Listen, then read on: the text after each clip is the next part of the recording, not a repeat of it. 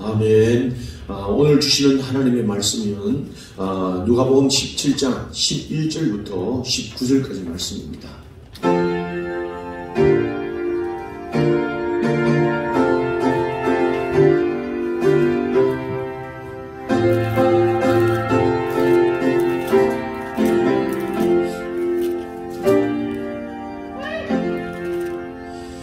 예수께서 예루살렘으로 가실 때에 사마리아와 갈릴리 사이로 지나가시다가 한 마을에 들어가시니 나병 환자 10명이 예수를 만나 멀리 서서 소리를 높여 이르되 예수 선생님이여 우리를 불쌍히 여기소서 하거늘 보시고 이르되 가서 제사장들에게 너희 몸을 보이라 하셨더니 그들이 가다가 깨끗함을 받은지라.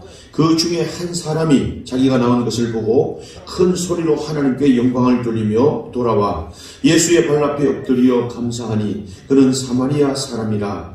예수께서 대답하여 이르시되 10사람이 다 깨끗함을 받지 아니하였느냐? 그 9은 어디 있느냐?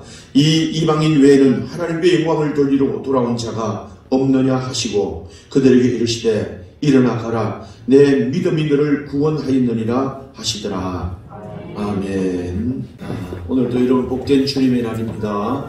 여러분 오늘도 하나님이 우리에게 주실 축복 우리 함께 나눕니다. 옆사람 앞뒷분들 우리 축복합니다. 하늘 복 많이 받으세요. 우리 축복하시겠습니다. 네. 자, 오늘도 하나님의 긍휼에 풍성하신 그 하나님의 큰 은혜가 여러분 가운데 함께하기를 주님의 이름으로 축원합니다. 여러분 이 성경에 예수님의 사역 가운데 많은 이적이 있습니다. 기적을 나타내시는 그런 이적들. 그래서 병든 사람들 고쳐주기도 하고 죽은 자를 살리기도 하고 주님이 또 바람과 바다를 꾸시죠. 잠잠하게 하시고 하는 이 많은 기적들을 베푸신 그 이적들이 성경에 나타났습니다. 그런가 하면 예수님께서도 많은 제자들과 사람들에게도 질문도 하십니다. 그 질문은 뭐냐면 사람들이 나를 누구라 하느냐? 너희는 나를 누구라 하느냐? 오늘도 그러면서 무엇하여 주기를 원하냐? 등등 이런 많은 질문들을 우리에게 하시는데 이 질문은 오늘도 이 기적을 나타내시는 이 모든 역사는 우리의 믿음과 관계에 있는 것입니다. 믿음과 관계에 있는데 오늘도 이 모든 이 이적도 또 믿음과 또 이 모든 질문도 관계가 있는데 오늘 이 본문의 말씀에 보면 10명의 나병 환자들이 고침을 받는 그 이적의 역사도 믿음과 관계가 있고 또 한 사람이 고침을 받고 주님 앞에 돌아왔을 때 그가 하는 말이 10명의 사람들이 다 나음을 얻지 않았느냐. 그런데 오늘 한 사람만 우리께 돌아와서 하나님께 영광 돌리는 사람이 없더냐. 이렇게 한 사람밖에 없느냐 하는 이런 질문들을 하시는 이 말씀이 오늘 우리의 믿음과 관계에 있다는 의미에서 오늘도 하나님이 원하시는 그 믿음이 어떤 믿음인가 하는 것을 오늘 살펴보면서 은혜를 받고자 합니다. 여러분 예수님께서 이 사마리아와 갈릴리 그 지경을 지나고 계셨다. 그 나병 환자들이 사는 그 마을입니다. 이를테면 나병 환자들은 갈릴리와 사마리아와 이 사이에는 오늘 갈릴리에서도 버림을 받고 또 이 사마리아에서도 버림을 받았던 이 사람들의 관습이 없는 그런 곳에 사람들이 모여서 한 마을을 형성했던 나병 환자들의 모임입니다. 그러니까 오늘 이 사람들은 세상의 어떤 지위라든지 세상의 어떤 명예와 상관이 없이 오늘 그 사람들은 모여 사는 사람입니다. 버려진 땅, 오늘 또 사마리아 땅이라든지 그리고 아무도 기억하지 않는 오늘 이 갈릴리 땅의 사람이라도 그 나병 환자가 들고 나서부터 그들의 지위와 명예, 자기가 소중하게 여겼던 그거와 아무것도 상관없이 한 마을을 이루며 살았던 그 나병 환자들의 그 마을을 갈릴리와 사마리아와 그 지경 이렇게 표현하는 겁니다. 오늘 여러분 이 나병 환자들이 됐다는 의미를 우리가 보면 모든 사람들에게 소외가 됩니다. 가족도 떠나야 되고 많은 사람들 앞에 사회에서도 격리된 삶을 살아갑니다. 아무런 희망이 없습니다. 아무도 기억해주는 사람도 없습니다. 여전히 고독하고 여전히 버려진 존재처럼 그렇게 살아야 됩니다. 여러분 이 검은 두건을 뒤집어 쓰면서 많은 사람들이 접근해 오면 나는 부족합니다를 외치면서 사람들의 모든 접근을 막을 수밖에 없는 그 외침이 얼마나 안타까운 절규였겠는가 하는 생각을 해볼 수 있습니다. 병을 고쳐주는 사람도 없을 뿐만 아니라 희망이라는 한 조각도 가질 수 없는 그런 절망 가운데 살아갈 수밖에 없는 그런 사람들의 마을에 주님께서 찾아오십니다. 주님이 찾아오시면 그들에게 예수님 그 사람들은 다 일어서서 오늘 그들에게 예수님께 간절히 부르짖습니다. 예수 선생님이여 우리를 불쌍히 여기소서. 아무도 불쌍히 여겨주는 사람이 없습니다. 그리고 이 불쌍히 여겨주셔서 이 모든 문제를 해결하든지 병을 고쳐주든지 오늘도 이 고독한 인생의 절망에 그 사망에 이르는 절망 가운데 구원해 주실 분은 아무도 없는데 그분만이 오직 예수인 것을 믿고 간절한 생존의 절규입니다. 예수 선생님 나를 불쌍히 여겨주시옵소서. 할렐루야. 여러분 오늘 이 본문의 이 말씀은 아무도 내 문제를 이 삶의 고통을 절망을 해결해 줄 수 없다는 그 간절함으로 주님 앞에 부르시는데 여러분 오늘 우리가 주님 앞에 나올 때요 가장 중요한 것은 주님 앞에 은혜를 입는 이 삶의 첫 단계가 뭐냐면 주님 우리를 불쌍히 여겨주셔서 하는 믿음입니다. 할렐루야. 주님이면 이 세상의 모든 문제, 내 모든 인간의 한계의 이 모든 문제를 해결해 줄 수 있는 분이다. 주님만이 내 인생의 모든 문제를 해답을 줄 수 있고 해결해 줄 수 있는 분이시다.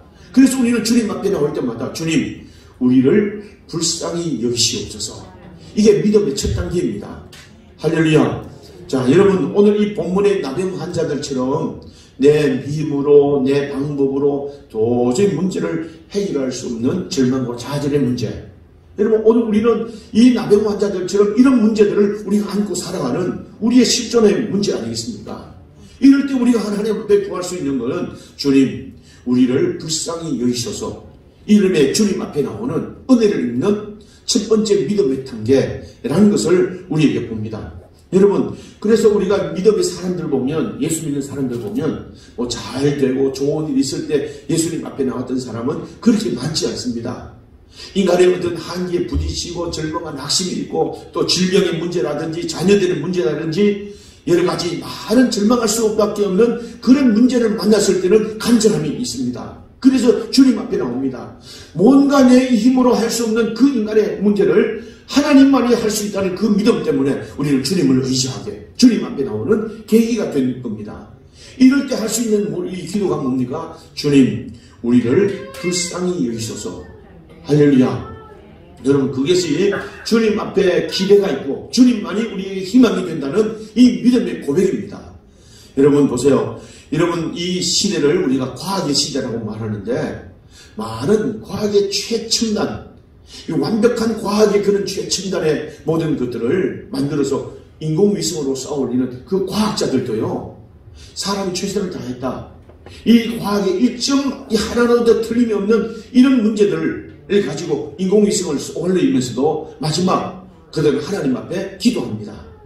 안전하고 무사하도록.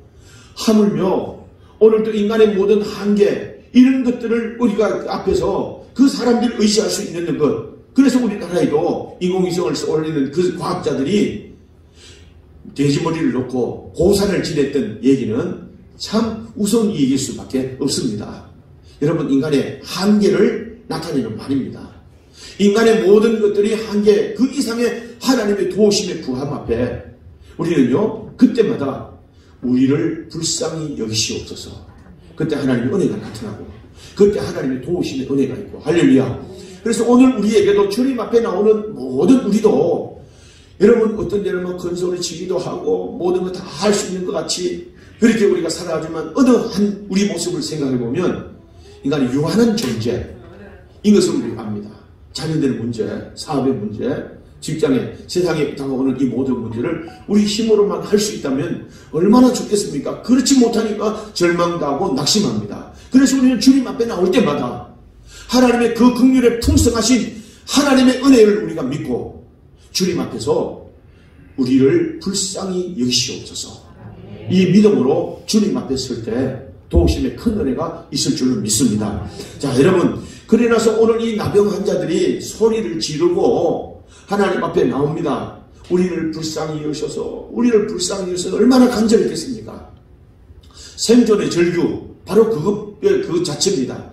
근데 오늘 예수님께서 이 말씀을 들으면서 그들에게 뭐 기도해 주거나 그들에게 안수해 주거나 그들에게 낫게 하시는 어떤 방법을 취한 것이 아니라 주님이 즉각적인 처방을 내리시는데 제사장들에게 가서 제사장들에게 가서 너희 몸을 보이라는 겁니다. 할렐루야. 여러분, 일반적으로 제사장들에게 가서 보이는 일들은 다 나았다든지 내가 깨끗하여졌다든지 그때 제사장에 가서 제사장님 이렇게 내가 깨끗함을 낳았습니다. 제사장이 판단해서 그래 나았구나 할 때 가족으로 돌아갈 수 있고 사회로 돌아갈 수 있습니다. 이 모든 절망에서 다시 한번 희망을 바라볼 수 있는 그런 새로운 삶을 살 수 있는 새로운 시작이 됩니다. 그런데 예수님께서는요, 낫지도 않은 그들을 보시면서 가서 제사장들에게 너희 몸을 보이라 하는 말씀입니다. 그런데 나병 환자들은 이 말씀을 믿고 깨끗하게 주셔야 가지요. 아니 이게 깨끗하게 낫지도 않는데 어떻게 가란 말입니까? 이런 이유와 변명 없이 예수님이 처방에 즉각 순종하면서 제사장들에게도 가는 겁니다. 놀라운 일이 났습니다. 가는 동안에 자기 몸들이 깨끗해진 것을 그들이 발견합니다. 근데 오늘 여기 말씀해 보면 이것이 우리가 신앙생활할 때 은혜를 입는 두 번째 단계입니다. 두 번째 단계는 하나님의 신실하심과 하나님의 진실하신 하나님의 놀라운 언약을 이루시는 그 하나님의 앞에 우리는 철저한 순종하는 믿음입니다. 할렐루야. 이게 두 번째 은혜 받는 아주 귀한 두 번째 우리의 믿음의 단계입니다. 여러분, 주저하지 않고요, 하나님이 말씀이기 때문에 아멘하는 삶을 사는 겁니다. 여러분, 이 은혜가 있기를 주님의 이름으로 축원합니다. 여러분, 열왕기하 5장의 말씀에 보면 나병 환자였던 아람 군대장관 나아만에 대한 얘기가 나옵니다. 여러분, 이 군대장관이라는 막강한 권위도 있었고 막강한 그런 권력과 지위도 있었지만 숨길 수 없는 자신만의 많은 고통이 있었는데 나병이 있었다는 겁니다. 여러분, 이 병 때문에 이 나아만 장군은요, 모든 것을 한순간에 잃을 수가 있습니다. 모든 것들을 한순간에 잃을 수밖에 없는 위기 가운데 처했을 때 자기의 몸종으로 이스라엘에서 온 이 몸종 그 여자아이 하나가 그렇게 말합니다.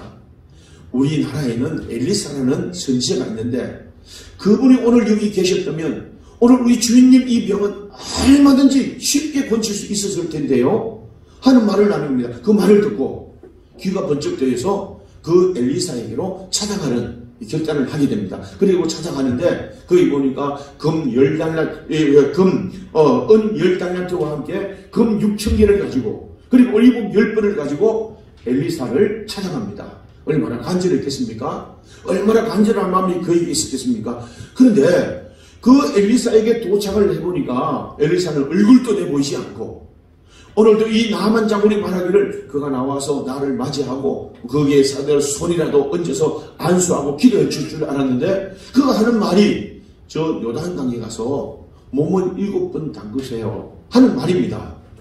여러분, 오늘 이 나아만 장군이 얼마나 자존심이 상했겠습니까? 내가 나방이 들었으니까 나를 무시하는가 하는 그런 생각도 들었을 터이고 그것을 이 성경이 말하기를 아니 우리나라에 요단강물보다 더 나은 다메섹강이 있지 않느냐. 그게 나바강이 거기에 있고 그게 바르바강이 그곳에 있는데 차라리 내가 요단강에서 몸을 못 담글 것 같았으면 그 강에서 몸을 담기는 게 낫지 하고 분노하면서 돌아가려고 했던 그 장면들을 오늘 5장 12절 말씀에 그렇게 말합니다. 몸을 돌려 분노하여 떠나니 그렇게 말합니다. 떠나는 그 순간 호위병 하나가 와서 그 나아만 장군에게 말합니다. 장관님, 뭐 그게 어렵겠습니까? 하나님이 장관이 병이 낫겠다는데 오늘 그보다 더한 물에도 못 들어가겠습니까? 몸이 낫는다는데요. 그렇게 한번 해보시지요. 하니까 그도 그럴 거다 해서 오늘 그 말을 듣고 듣기로 마음을 작정하고 그 요단강에 가서 몸을 7번 담그는 겁니다. 자기의 생각들, 자존심, 자기 모든 걸 다 내리는 순간입니다. 여러분, 이 순종하면서 몸을 담그는 7번이라는 이 숫자의 의미도 있지만 오늘 그 철저하게 순종하는 겁니다. 생각도 방법도 나의 생각도 혈기도 다 내려놓는 겁니다. 다 내려놓고 그 말씀에 순종하는 그때 물에서 올라가 보니까 어린아이 살같이 여전히 깨끗하여졌다. 할렐루야. 여러분, 우리가 신앙생활에서 제일 중요한 건 뭐냐면요, 순종하는 겁니다. 주님의 말씀에 순종할 때 그때 역사가 나타나고요, 순종하여 제사장으로 가는 그 순간, 오늘 그 처방에 아멘하며 따를 때 그때 오늘 몸이 깨끗하게 나아가는 놀라운 역사가 일어났습니다. 할렐루야. 여러분, 많은 신앙생활을 하는 사람들이요, 이런 말을 합니다. 아니, 나는 예수님을 믿는데 기쁨도 없고 감동도 없고 아무 변화도 일어나지 않고 오늘 내게는 아무런 어떤 체험도 없고 아무런 일들이 일어나지 않는다, 그렇게 말합니다. 왜 그럴까요? 여러분, 순종함이 없기 때문일 겁니다. 여러분, 이 하나님께서 세상의 모든 만물을 창조하실 때 주의 말씀으로 모든 만물을 지으신 줄 우리가 아나니, 말씀이, 주님의 말씀으로 빛이 있으라 하니 빛이 있었고, 모든 말씀으로 그것이 있으라고 하니까 그것이 순종하여 그곳에 있었고 창조되었고 새로운 역사가 나타난다는 말씀이죠.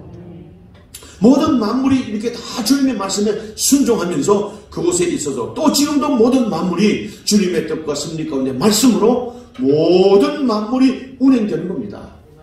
봄이 옵니다. 봄이 지나면 여름이 오고, 여름이 지나면 가을이 옵니다. 가을이 지나면 겨울이 옵니다. 봄은 아름다운 꽃을 피워내고, 여름은 아름다운 무성한 잎을 우리가 만들어내면서, 그리고 그 많은 열매를 위해서 인고의 새를 찾으면서 가을에는 아름다운 열매를 맺어냅니다.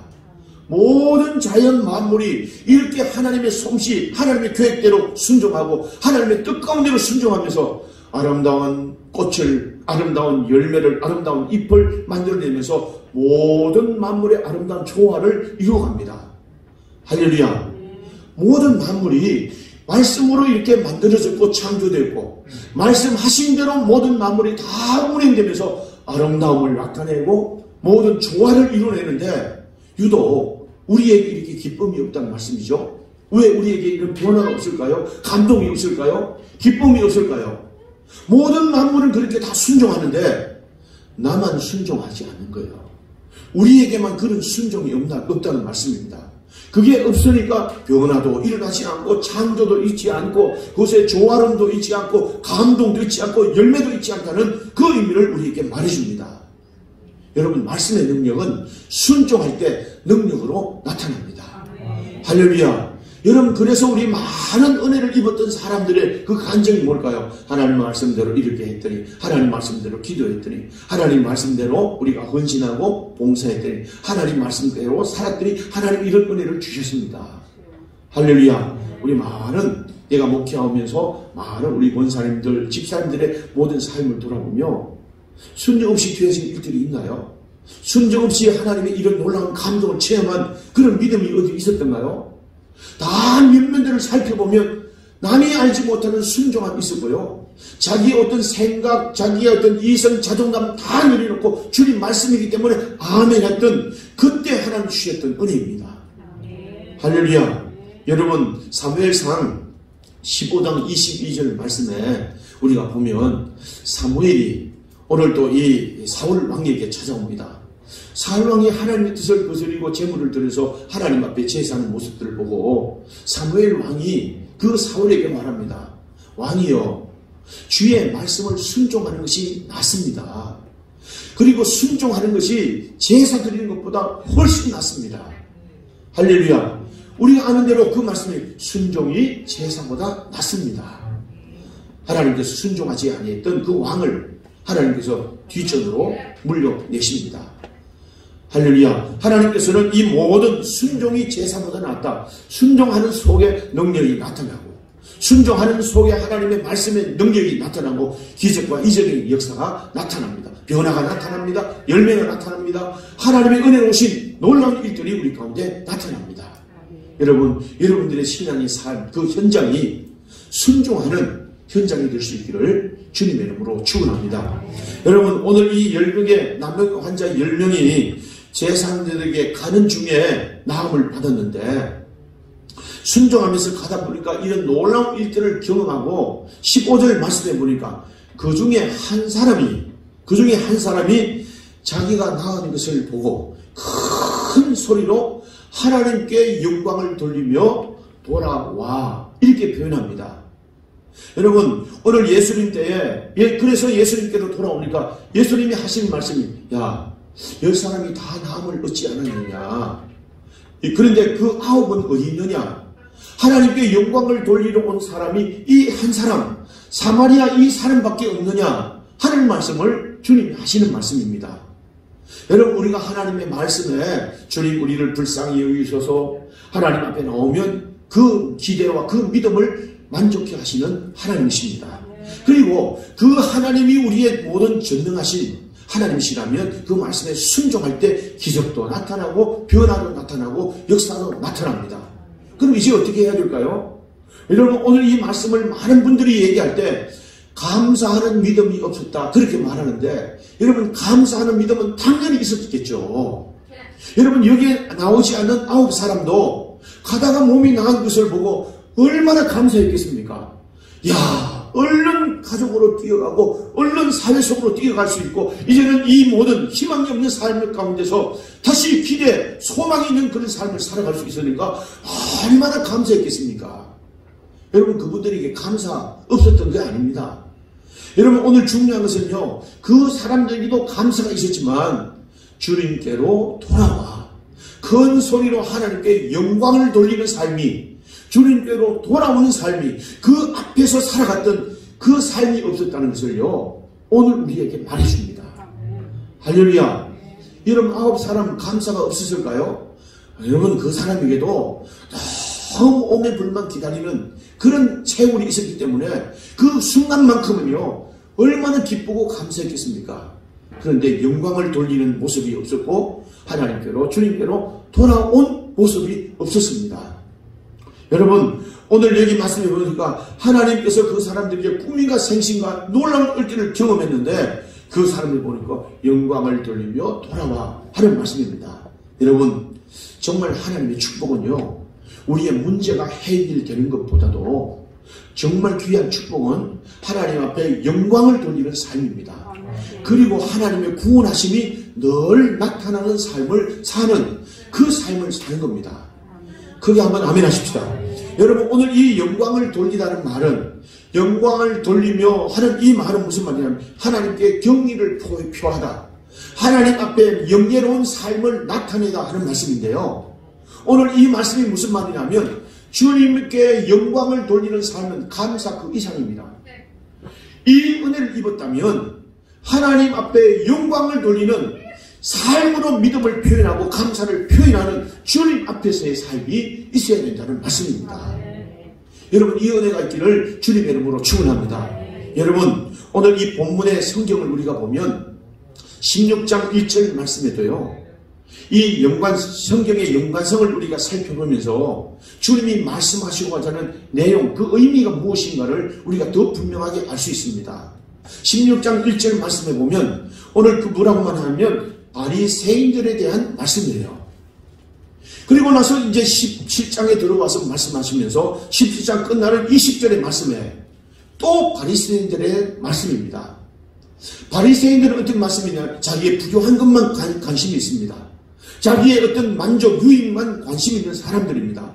성경은 이 바리새인들의 특징을 말할 때 하나님을 영화롭게도 아니하고 감사치도 아니한 그 사람들이 바리새인들이라는 말씀이죠. 여러분 이 바리새인들은 하나님 앞에 받았던 이 놀라운 감격과 이 놀라운 은혜들을 마음에만 두고 감사하다. 자기 혼자 마음에만 가져두고 감사하다, 은혜다 하고 고백하는 사람들.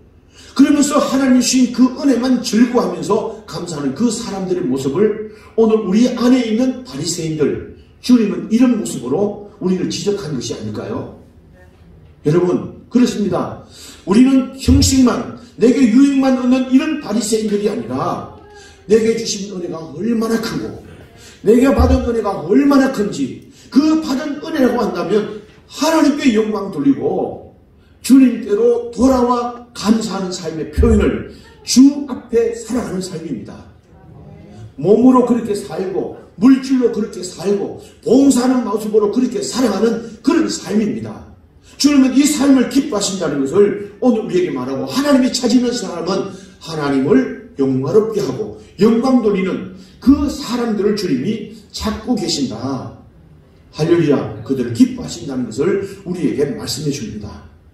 여러분, 성경의 모든 내용을 보면요, 영광과 찬송이 세세 무궁토록 그에게 있을지어다 하는 이 말씀이 계속됩니다. 성경마다 계속되고요. 요한계시록 5장 13절 말씀에 보면 계속해서 영광과 찬송, 영광과 찬송, 영광과 찬송 계속됩니다. 13절 말씀에 보호자에 앉으신 이와 어린 양에게 찬송과 존귀와 영광과 권능을 세세토록 돌릴지어다.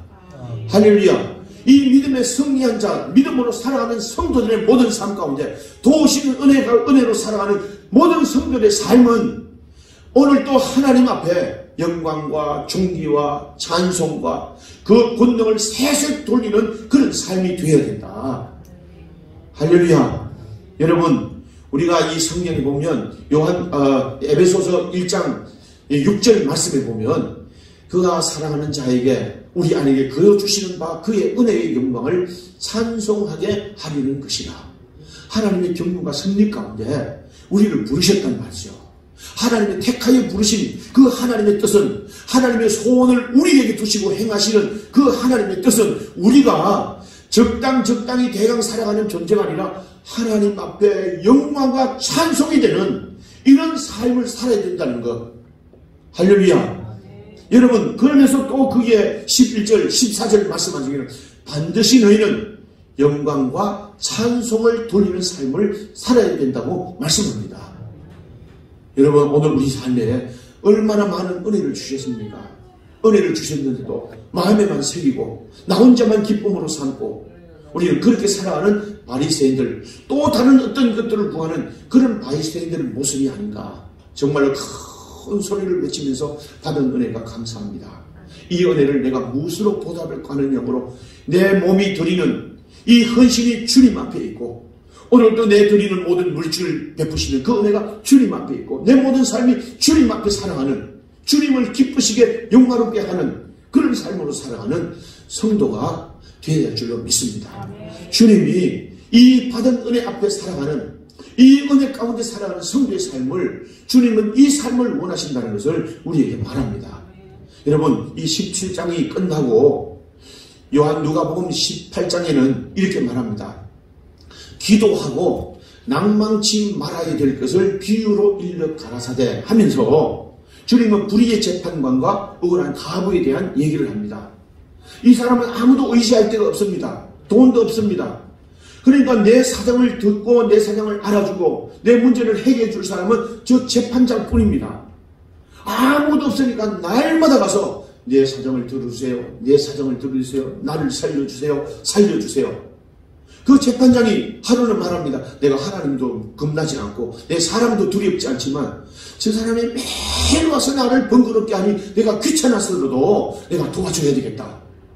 하나님 이 비유를 하시면서 여러분 오늘 그 말하면 7절 18장 7절에 말하기를 하물며 하나님께서 밤낮 부르짖는 택하신 자들의 원한을 풀어주지 않겠느냐. 그들에게 오래 참으시겠느냐.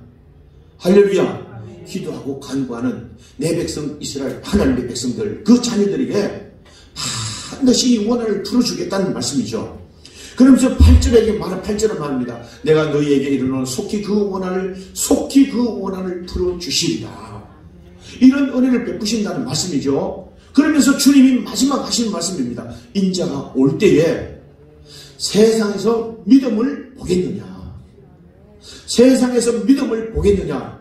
이 말은 아주 의미심장한 주님의 말씀입니다.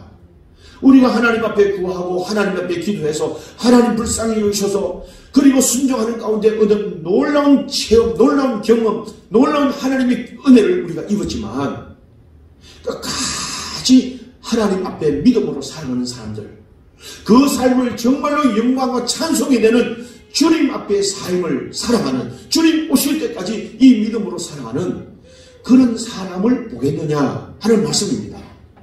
여러분 오늘도 주신 은혜가 크고 내일 또 하나님 우리에게 그 은혜의 날들로 인도하실 줄로 믿습니다.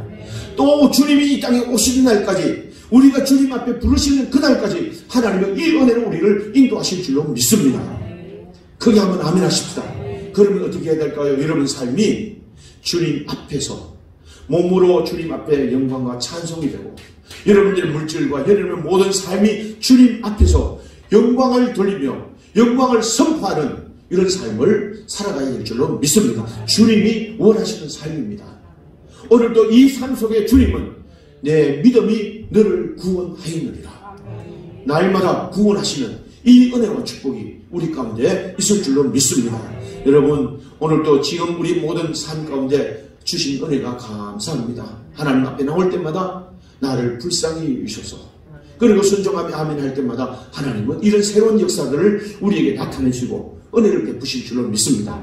그 은혜를 입었던 우리의 삶, 여러분들의 모든 삶이 큰 소리로 영광을 선포하고 베푸신 은혜 앞에, 그 앞에서 주님 앞에 기뻐하는 삶을 살아드리는 데서 날마다 구원 베푸시는 이 은혜와 복으로 살아가는 여러분들의 모든 삶이 될 수 있기를 주님의 이름으로 축원합니다. 축원합니다. 기도하겠습니다. 살아계신 아버지, 하나님이 자녀로 부르시고 택하여 여기까지 인도하셨습니다. 나올 때마다 하나님의 인간의 모든 한계, 인간의 이성 때문에 절망하지 않게 하여 주시고 우리를 불쌍히 여기소서, 우리를 불쌍히 여기소서, 긍휼에 풍성하신 하나님의 은혜 앞에 나올 수 있는 저희를 되게 하여 주셔서 하나님 앞에 기대가 되고 하나님이 우리의 모든 소망이 되는 그 은혜를 경험하게 하시옵고, 날마다 하나님 말씀에 순종하여 그 가운데 일어나는 놀라운 기적, 은혜 베푸시는 역사가 삶에서 간증되고 영광 나타내도록 축복해 주시옵소서.